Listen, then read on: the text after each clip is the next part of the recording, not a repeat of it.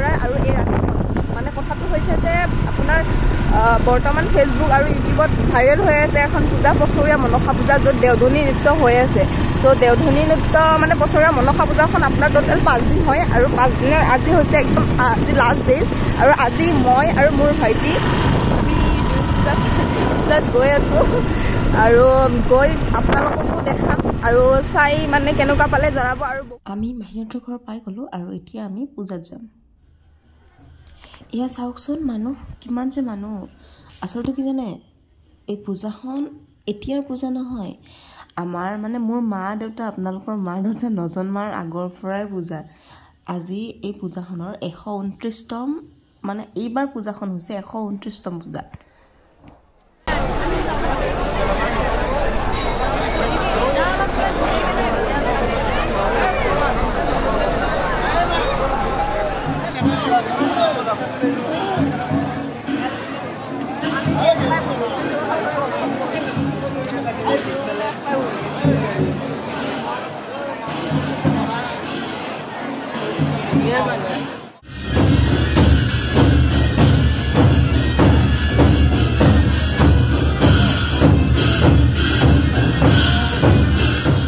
এয়া হৈছে মেৰপাক ঘোঁৰা, মানে মন্দিৰটোত গাঁৱৰ স্থানীয় বাসিন্দা, পুৰোহিত, দেউলা এই গোটেইখিনি মিলি মন্দিৰটো আপোনাৰ টোটেল 7 বাৰ নহ'লে 5 বাৰ ঘূৰিব লাগিব।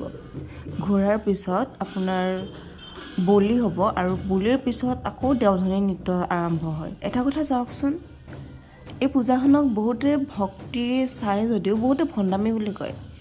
কিন্তু এতিয়া ৰাতি 1টা বাজিছে আৰু এওঁলোক যে দেউলা তেওঁলোকে প্ৰায় গধূলিৰ পৰা নাচি আছে আৰু এতিয়ালৈকে এখন হাতত ডাঙৰ দা লৈ পেলাই। যদি তেওঁ সঁচাই ভণ্ডামীয়ে হ'ল হয়, এনেকৈ নাচিব পাৰে নেকি? মানুহ এজনে ইমান আৱাৰ্ছ কেনেকৈ নাচিব পাৰে? গলত ইমান কেইডাল মালা সেইবোৰত। আৰু ইয়াক চাওক, বলিৰ ছাগলীটোৰ তেজ গোটেই গাত লৈছে মা কালীৰ দেউলাজনে আৰু সেই তেজ নিজে পি খাইছে। বলি পূজা ময়ো ইমান নামানো যদিও আমাৰ সনাতন ধৰ্মত বলি পূজা আছে আৰু আমি আগৰ পৰা জানো যে মা কালীয়ে বলি পূজা গ্ৰহণ কৰে। আৰু চাওক, তেওঁৰ গাত যদি মা কালী লম্ভা নাই বা মা কালী নাই, তেতিয়াহ'লে তেওঁ কেনেকৈ ইমান তেজ গোটেই গাত লৈ তেজ খাই কেনেকৈ আছে তাৰমানে।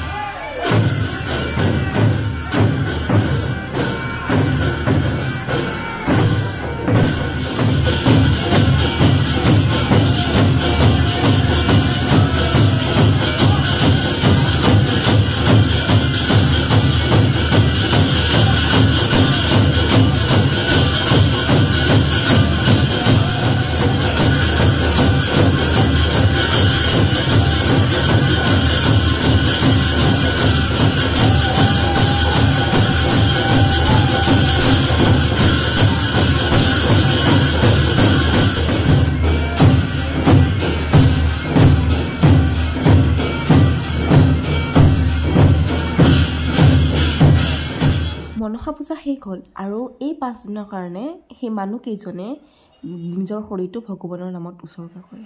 চ' মনসা পূজাৰ ভিডিঅ' এইখিনিয়ে, আৰু ভিডিঅ'টো চাই কেনেকুৱা পালে আপোনালোকে জনাবলৈ নাপাহৰিব। আৰু আজি এতিয়া আপোনাৰ 2:10